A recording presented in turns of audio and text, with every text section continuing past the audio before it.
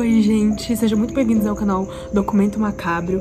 Hoje eu tô aqui pra contar algumas histórias pra vocês de brinquedos, histórias assustadoras de pessoas reais.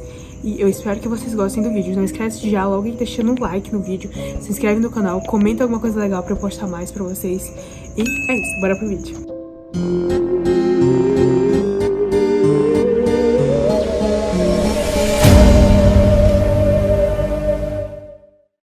Gente, eu não sei que coisa gigante é essa que meu vizinho tá abrindo, porque não sei se vocês escutarem, mas tem alguém abrindo alguma coisa e tá um barulho muito alto aqui do lado.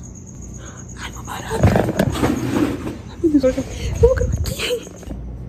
Gente, como vocês viram, eu tive que sair lá de fora, porque, gente, não deu, tá? Tinha uma barata muito grande lá. E o barulho ali da bonitona aqui do lado, então eu não ia conseguir gravar. Então eu tive que mudar aqui pro meu quarto, tá? E vamos começar, gente, com os relatos, tá? Eu peguei relatos de pessoas reais e são alguns, tá? Eles não são tão pequenininhos, mas também não são grandes, são assim médios, tá bom? E vamos começar. Eu vou ler aqui, tá? Que eu passei pro celular da minha mãe, então eu vou ler pra vocês. Relato 1. A boneca da feira de antiguidades. Até hoje eu não sei o que aconteceu, se foi real ou algum surto coletivo, mas posso te jurar que eu não inventei nada disso. Foi em 2018, eu fui com a minha namorada numa feira de antiguidades, daquelas que vendem tudo, móveis velhos, quadros, relógios antigos e, claro, brinquedos bizarros. Numa das barracas mais escondidas, tinha uma senhora idosa, bem calada, vendendo umas coisas bem esquisitas. No meio das tralhas, eu vi uma boneca de porcelana, com vestido azul e olhos de vidro verdes. Ela estava meio empoeirada, mas por algum motivo parecia me encarar. Brinquei com a senhora e perguntei, essa boneca é amaldiçoada, né? E ela respondeu com um tom sério, ela não gosta de brincadeiras. Rimos desconfortáveis, mas minha namorada doida por antiguidades quis levar. Pagamos e levamos a boneca para casa. Na primeira semana, tudo bem. Ela ficou numa estante da sala decorativa, mas com o tempo eu comecei a perceber coisas fora do lugar. A boneca mudava de posição.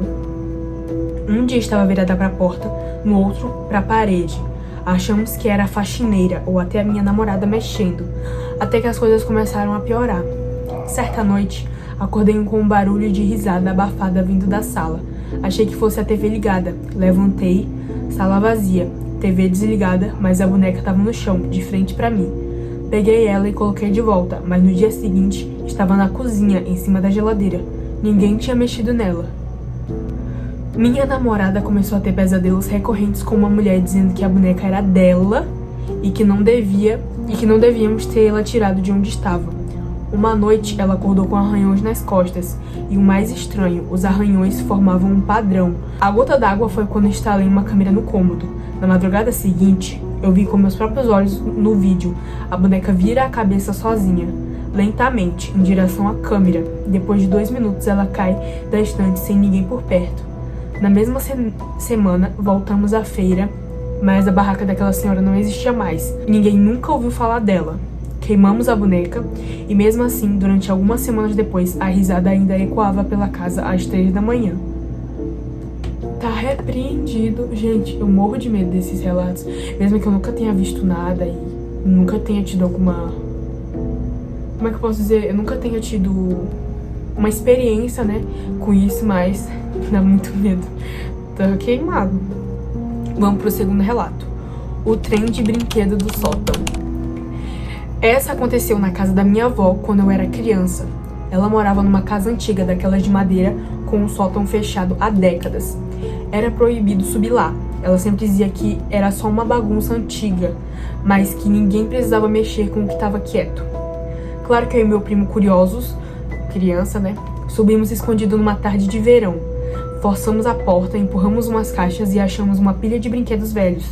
Um deles me chamou a atenção, um trem de brinquedo de metal, com trilhos enferrujados e pintura desbotada.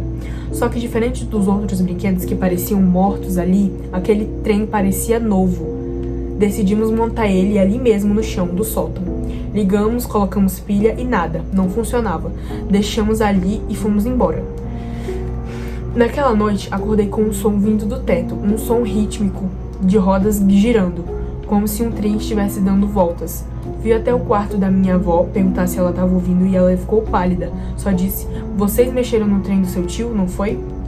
Eu nem sabia que ela tinha outro filho além da minha mãe, mas ela explicou. Aquele trem era de um irmão dela que morreu com 9 anos, atropelado por um trem de verdade enquanto brincava nos trilhos perto da casa. Depois da morte, o brinquedo ficou rodando sozinho por semanas, como se o menino ainda estivesse ali. Meu bisavô subiu e quebrou o trem a marteladas.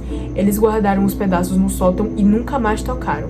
Só que a gente ligou ele de novo. Nas noites seguintes, o barulho voltou. Não só o som, mas o chão tremia, como se algo estivesse passando por cima. Eu vi com meus próprios olhos o trem rodando sozinho com as luzes piscando, mesmo sem pilha. Uma noite, meu primo acordou gritando, dizendo que um garoto pálido com um uniforme de escola estava parado aos pés da cama dele, perguntando: "Você quer brincar comigo?" Depois disso, meu avô queimou todos os brinquedos do sótão, inclusive o trem. Até hoje, toda vez que eu ouço o som de trilhos à distância, um arrepio sobe pela minha espinha e eu me lembro daquele olhar no escuro. Gente, que horror. Que horror. Vamos pro terceiro relato. A boneca enterrada no quintal. A história aconteceu quando eu tinha uns 11 anos e fomos morar numa casa antiga num bairro mais afastado. O quintal era grande, cheio de árvores e terra batida. Um dia, cavando perto do pé de jabuticaba para plantar umas mudas, meu pai encontrou uma caixa de madeira selada com cera, toda suja e rachada. Curioso, ele abriu. Lá dentro tinha uma boneca de pano, mas não era como as normais. Ela era feita à mão, com pano encardido, olhos costurados com um botão preto e um fio de cabelo humano traçado no pescoço. Junto tinha um papel dobrado e quase ilegível. Dava para ler umas palavras em latim e no final como se fosse uma advertência. Se você achou, não desenterre. Enterrada ela protege, exposta ela condena. Meu pai achou que era só alguma superstição e colocou a boneca numa estante na sala, achando que seria peça de conversa. E realmente virou conversa. Porque, a partir daquela noite, ninguém dormia direito naquela casa. A boneca mudava de lugar. Várias vezes encontramos ela fora da estante, sentada em lugares diferentes. Eu juro que vi ela no meu quarto uma vez, sentada no criado mudo, olhando pra mim com aqueles olhos de botão. Achei que era meu pai pregando uma peça, só que ele também começou a ouvir vozes no quintal à noite, como se alguém estivesse cavando de volta. Um dia, acordei com minha mãe gritando. A boneca tinha sido encontrada deitada entre ela e meu pai na cama, com os botões dos olhos arrancados. Ninguém sabia como aquilo aconteceu. Na mesma semana, uma vizinha mais velha veio visitar. E ao ver a boneca, ficou pálida. Disse que aquela casa tinha sido de uma mulher chamada Maria da Luz, conhecida por mexer com coisas da escuridão. A boneca era dela e foi enterrada depois que um incêndio matou 3 pessoas na antiga construção. Enterramos a boneca de volta, exatamente no mesmo lugar. Selamos a caixa com fita, sal grosso e orações. Depois disso, o silêncio voltou. Mas até hoje, toda vez que eu passo perto daquela jabuticabeira, parece que alguém está observando debaixo da terra. Gente, eu acho que até agora esse foi o pior de todos. O mais assustador. Vamos pro quarto relato. O bichinho virtual que não queria morrer. Essa história parece até bobinha no começo, mas foi uma das mais perturbadoras da minha vida. Tinha uns 9 ou 10 anos quando eu ganhei meu primeiro bichinho virtual, tipo Tamagotchi, não sei o que é, mas de uma marca genérica que vendia na feirinha perto de casa.